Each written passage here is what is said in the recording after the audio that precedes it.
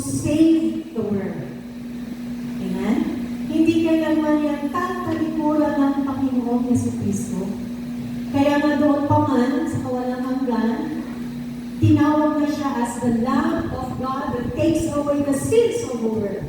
Siya yung kordero ng Diyos na nag-aalis ng kasalanan ng buong sanlibutan. And even in the book of Revelation, ang book of Revelation ay tinatawag na eschatological book of prophecies, pero binatin rin doon na even from eternity past is already the Lamb of God that takes away the sins of the world. Nangangahulugan na bago pa siya magkatawang tao, naroon na yung kanyang minsanan at panglahatan na desisyon para siya ay magkaya, magbuwis ng kanyang buhay, alang-alang at para sa lahat. So yung kalooban ng Diyos Ama at kalooban ng Diyos Anak at ng Banal na Espiritu, yan ay nagkakaisa.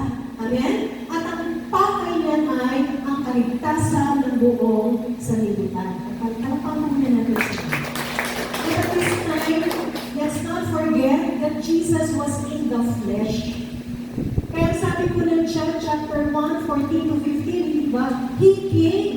He manifested in the flesh. The Word was made flesh, and He dwelt amongst us. So yung nagkatawang tao na Diyos sa John chapter 1, verse 1, ang sabi ay napalito sa laman.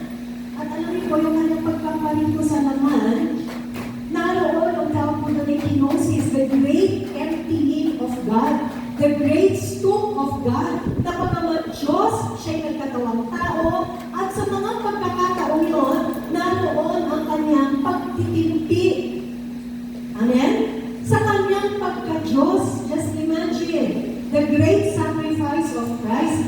At alam niyo po yung katawan na yun, yung laman na yun, yun ay susceptible to sickness, disease, pain, hunger, thirst. Kaya nga sabi ng Book of Hebrews, ito, di ba? He was made like us. Yung kanyang katawan ay parang katawan natin na nasusugatan, nagugutom, nanguuhaw, nasasaktan, dumaranas na iba-ibang klaseng kaganapan at hindi pinagdaraanan. Amen? Now, let's go back. So, si Jesus, bagaman Diyos, nagkatawang natin. Sabihin na natin, Lord, not my will, but thine be done. For this morning, let's talk about the cup that Jesus had to drink. Tanawin natin yung saro na kinailangan inumin ng Panginoon. Pag sinabing cup, is a metaphorical cup, yan ay talinhaga.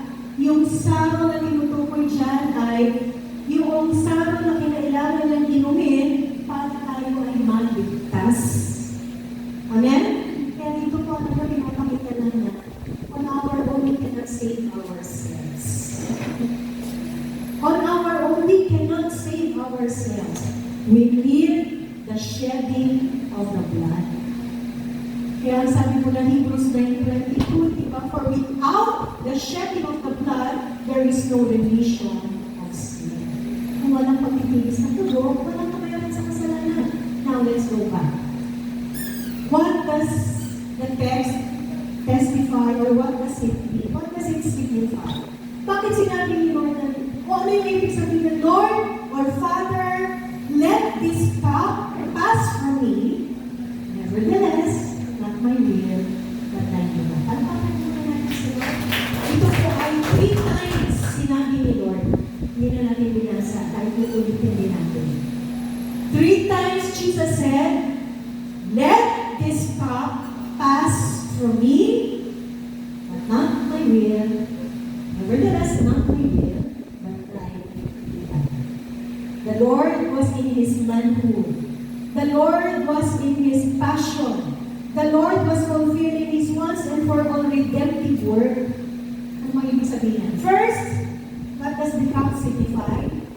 First, it is the cup of anguish and sorrow. It